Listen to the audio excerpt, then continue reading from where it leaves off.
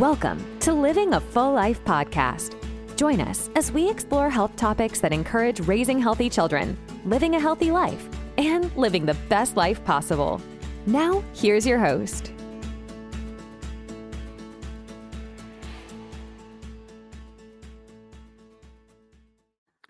Hey everyone, welcome to another podcast of Living a Full Life. I'm Dr. Enrico Dolcecore, and this week's topic is juicing. You may have heard many different ways of juicing or why you should juice or the benefits of juicing, and it might have been a long time since you've tried juicing, but there are so many great benefits to juicing. We're going to go through the nitty-gritty of how to be successful when juicing, depending on the goals that you have for juicing in itself. So juicing means vegetables and fruits. Please don't try to juice anything else. It's really not worth your time. Juicing can have very great benefits from helping the digestive system take a little vacation from breaking down solid foods. That's the whole purpose of juicing. Now, there's many different health benefits from juicing, and that's what you need to figure out first before you even attempt to juice. So we're going to go through some of the myths and nutrition facts about juicing and how to do it properly. But juicing is taking fruits and vegetables, bringing them down into their juice form or liquid state so that we have a break on the digestive system. That's really what we're doing with that. You can really dense nutrition with juicing because it requires a lot of fruits and vegetables to get 8 ounces of juice. And there's just some great stuff with it. It can also be misguided. And that's the whole point of our podcast, is help people guide through the right journey when it comes to health decisions that they may do. So juicing, pretty safe all around the board, but really getting your goals up first is probably the best way to get started when it comes to juicing and how long we're going to juice and why we're going to juice. So depending on your goal, it will determine how long and how you can juice. So juicing, to give your body a true break from eating, it means that you're going to just drink juice for a certain amount of time. This can be one day, it can be an 8-hour window, it can be a 16-hour window, it can be a 48-hour window, 72-hour window, 7 days, whatever the goal is for digestive breaking. And really 24 hours is all you need to give your digestion a little bit of a break. 48 hours is really great. Anything above 3 days becomes a detoxification process, and that's what we want to get started in it. So juicing, simply taking fruits and vegetables, breaking them down into their liquid form, and drinking that on a regular schedule. The benefits are the break that your digestive system gets in it, the high pack of dense nutrition that you get in, minerals, vitamins, and fiber. And also, let's break down some of the myths. Juicing is not a good weight loss program. Juicing is not a good strict anti-inflammatory program. Juicing is not a fix-all program or an anti-cancer program or anything like that. So let's not jump to any conclusions when it comes to the health benefits of it, but let's just talk about the true benefits. So if you're going to get started, you need the right equipment to juice. So there's a whole bunch of juicers out there. You want to look at centrifugal versus masticating ones. I lean towards the masticating ones. They don't heat up. They don't heat up the fruits and the vegetables, which can break down enzymes really quickly. And they just have a natural way of digesting them or breaking them down. So a masticating one will either crush or crunch the fruits and vegetables into a juice, and the centrifugal will spin them. But the thing with centrifugal is that it will heat up. The motors inside there can actually heat up the liquid. And that can lead to other issues with our juicing. So once we juice, we want to make sure we put it in containers that are blocked from light and in a refrigerator, of course. The best thing to do is juice every day because most fruits and vegetables have enzymes within them that digest themselves. And the longer that they sit, the more that they digest, which decreases their properties over time. So keeping things inside the fridge for too many days may actually deter the benefits of the nutrition that you're getting from it. So basic juicing ingredients and recipes can be found all over the internet. Mainly they're very fruit heavy because they want them to be tasty and sweet, but really you want to be mixing your greens and your berries in your juice to get the maximum antioxidant principles. So the best vegetables to juice, and this may seem contraindicative because spinach and kale and all these things are not very juicy vegetables. They're leafy and they require a lot of volume to get some juice out of them, but they're densely packed with minerals and B vitamins that are really important. So having a little bit of kale or spinach inside of most of your juicing is a great fundamental base for minerals. And then filling it with juicier vegetables, celery, carrots, and things that contain a little bit more water can fill them a lot quicker. Fruits should be added for taste, generally with juicing, especially fresh. If you're going to drink that first juice freshly right there as you make it, that's wonderful. The juices that you save a longer period of time should have less fruit in them and more vegetables. So maximizing nutrition is the name of the game when it comes to juicing. So select the best fruits and vegetables. And I always tell people the staple when you're shopping for fruits and vegetables for juicing, everything should be organic. Everything. It just limits the amount of toxins that are sprayed and grown in the fruits and vegetables that you eat. And if you're going to juice these, remember, you're going to eat high volume of this. So just apple juice in itself requires a few apples just to get a glass of apple juice from it, right?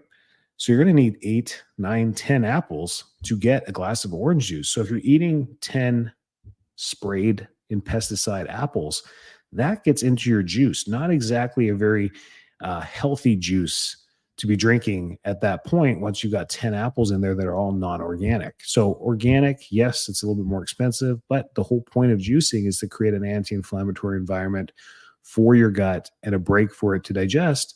And if you're going to get all that nutrition, don't ruin it with pesticides and herbicides. So that's number one, is making sure we get the best fruits and vegetables for that. Organic produce, preserving the nutrients. We talked about light. So preserving nutrients in there, the enzymes are going to start breaking down immediately once you start juicing vegetables. They start to break down themselves. That's the beauty of plant-based food, is that they have everything that they need in them. So preparing for a day or two is great. But once we start prepping these juices for long periods of time, we end up losing a lot of that function because the enzymes break down a lot of the compounds inside of the fruits and vegetables. Another great thing about this is the fiber that you get from this. So masticating juicer will actually keep the pulp, which you can then use and put some back into the juice or use separately, or you can save the pulp for compost later for other things in your garden that are also great as well. So the direct benefits of juicing is just the inflammation impact it has on our health. The break that we get in the digestive system gives the digestive system a chance to take a break, heal, repair, and then with the influx of liquid into it, and that is nutrition, can help it heal as well. This is a great time to add supplements into your diet as well to help just maximize your nutrition during that time. I like 3-day juices. There just gives everything enough time, gives the body enough time to heal, and just has many great effects on it. So look up, if you're going to look up online and you have some favorite fruits and vegetables, the best thing to look up in there is top anti-inflammatory fruits and vegetables and specific anti-inflammatory juice recipes. And if you'll get tons of them, pick the ones that look the tastiest, give them a shot. It's a learning curve type thing. I defaulted the many times that I do juicing to carrots, spinach, kale, apple, lemon. I just defaulted to that type of juice. It tastes the best. It was the most balanced. It didn't taste too bitter, wasn't too sweet, and they were super yummy and gave me the basics that I needed in there. But changing a variety of the vegetables in there gives you more nutrition as well. So it depends on your health goals on this. So weight loss can be a health goal, but really you shouldn't juice to lose weight. You should juice for inflammation, reducing inflammation, and improving nutrition in the body for a short amount of time. The side effect of this is because of the reduction of inflammation is weight loss. Almost everyone that does a juicing program, whether it's 3 days, 5 days, 7 days, whatever it may be, has a weight loss effect to it. One, you're not eating solid food, so you can't create solid mass, which then decreases your weight. 1, 2. 2, you're going to lose some inflammation, which is fantastic. When inflammation is always water weight, and water weight is weight, so we lose weight on the scale. So that's always a side effect from this. So don't make weight loss the goal, Make detox and cleansing maybe the goal, or an increase of energy and mental clarity a goal. Those are great goals for that. The side effects are better skin health, weight loss, uh, better hydration, a lot of great stuff that comes with an influx of enzymes and minerals and vitamins from the fruits and vegetables that we eat. So the biggest mistakes with juicing, let's talk about those. I mean, some of the biggest mistakes is overloading on fruits, because what ends up happening is we increase the sugar content. And if we're truly juicing properly, that's all the food we're going to get is from the juice. If we densely pack them with lots of fruit like oranges, pineapple, mango, papaya, all the good grapes, whatever it is, to make them juicy and sweet, we end up adding up sugar quite a bit. And remember, when you're juicing, you're not getting any protein and you're not getting much fat at all. So unless you're using some avocado or some coconut in there, you're really not getting much fat or protein. You're living on carbs. So make sure that the carbohydrates that we're getting are limited sugar and mostly fiber, which means limiting fruits and increasing the vegetable content on there. Don't ignore the importance of variety when it comes to your fruits and vegetables, because different colors of fruits and vegetables have different densities of vitamins in them. So getting a wide array of these is really good. The dark vegetables, the dark fruits like blueberries, these things are all high in B vitamins, minerals, and antioxidants. The lighter shade ones, the yellows, the reds, the oranges, are more dense in vitamin A, of course, and sugar. That's where those colors come from. So be careful when it comes to the fruits that we choose. The smaller the fruit, the less the concentration of sugar. Mostly, grapes are highly glycemic, which means their weight to sugar ratio is really high. Grapes have a ton of sugar in them. That's why they make great wine. But aside from grapes, most of them are size related. So a pineapple will have lots, and a cantaloupe will have lots of sugar in it, and blueberries, strawberries, raspberries, gooseberries will have low sugar content in them. So that's a great little tip there. Make sure to also clean your juicer properly after each use, because we're dealing with vegetables and fruits and they're highly digestible. Bacteria love to eat those up as well. They can build up very fast, and the sugars in there don't help. So make sure you rinse them with hot water and soap, and make sure you clean the parts to it. That's why I like masticating juicers. They come apart into 2-3 parts.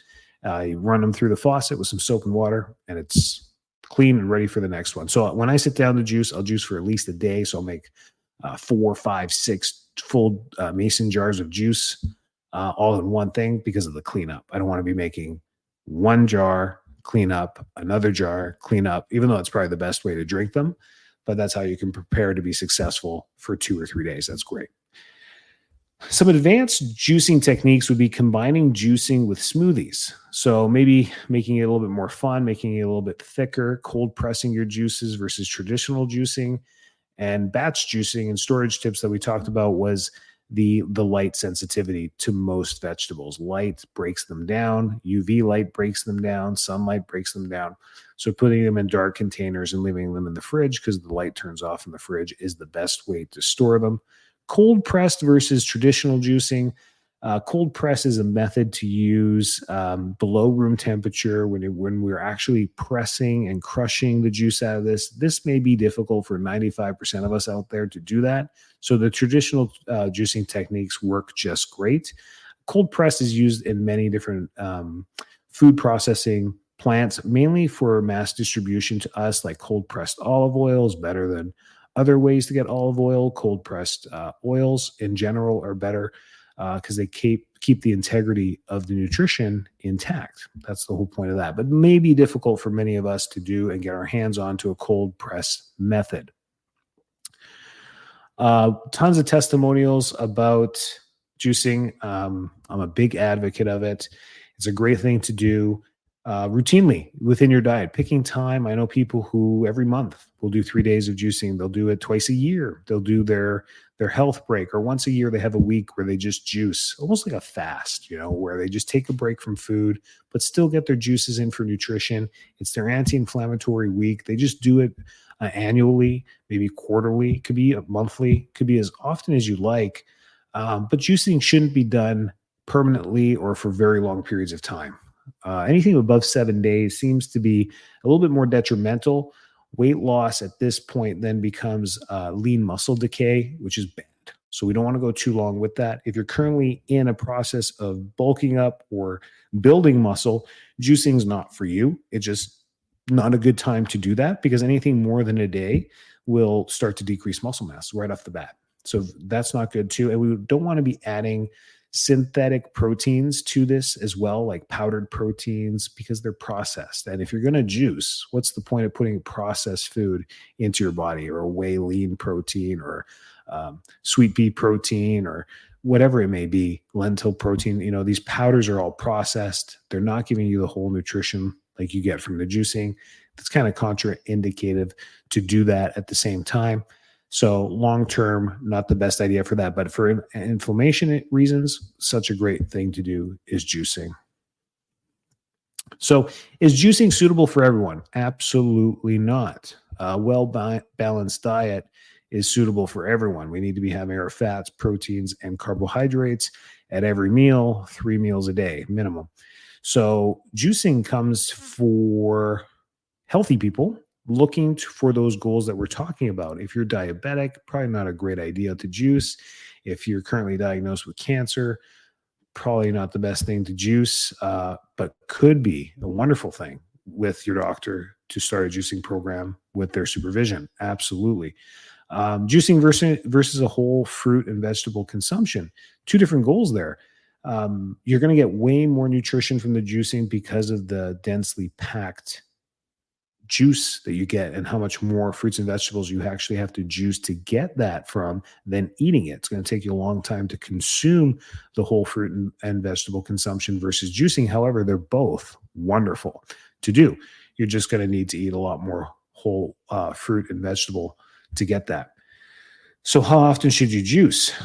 We talked about that. You can set up a juicing protocol and do it as often as you truly like. But for inflammatory reasons, depending on your day-to-day diet, let's say you eat well 80% of the time, you just have a healthy diet that you follow, it's well-rounded, you do this all the time, maybe juicing is an annual thing that you do. Maybe it's twice a year that you do. But if you typically are on the road a lot, you travel a lot, you eat out a lot, maybe juicing is a monthly thing that you do for 2 days or 3 days. You just make part of your routine and it just becomes part of a healthy lifestyle. It could be a great way to add it in to your lifestyle integration is by figuring out a frequency that works for you. And juicing can be added to any type of diet too. One of the major questions gets like, hey, I'm vegan. Can I juice? Absolutely. Because if you just stick to fruits and vegetables, it fits into everything except things like keto or the carnivore diet. Very hard to juice fruits and beef and chicken. It actually kind of sounds gross. Don't do that. So the best way to do it, of course, it fits through vegetarian lifestyle, vegan lifestyles, Mediterranean lifestyles. Those all work well. But when it comes to keto, the amount of sugar that you get from fruits is going to break any type of ketogenic diet. It's going to break any type of carnivorous diet. So make sure you don't contradict anything that you're working on right now, because these all might be health goals that set you back. But remember, if you're going to attempt juicing, it's for the anti-inflammatory purposes, really. So as long as your goal is to create an anti-inflammatory environment for your gut, an anti-inflammatory process for your body, maybe you're dealing with some health things, or you're like, man, I just got to reduce my inflammation or do something. Juicing is a great kickstart to this and a great reflection during those days to just take it easy. So going for some walks, some mild exercise, light exercise, during those 3 days that you're juicing, or 1, 2, 3, whatever you choose, up to 5. I've seen people do 7 days. Good on you on that. But doing it that long, just some mild exercise and just getting your rest during that time can be such a great thing to do. Give it a shot. Send me some feedback. If you need any help, ask questions. We love doing this stuff and we'll guide you in the right way. But if you have any underlying health conditions, make sure you get cleared from your primary care provider before attempting any of this stuff. Ask them about it, make sure it's okay. And they might even guide you and tell you, hey, maybe that might be a 1-day thing or a 2-day thing for you. And then it's safe for you, makes you feel better at attempting this, and gets you off on the right foot. So think about it. Juicing. Let us hear what you do and how it does for you, and have a great week. Thanks so much for tuning into this episode of Living a Full Life podcast. If you're enjoying the show, please feel free to rate, subscribe, and leave a review wherever you listen to your podcasts. That helps others find the show, and we greatly appreciate it. Thanks again for tuning in, and we'll catch you in the next episode.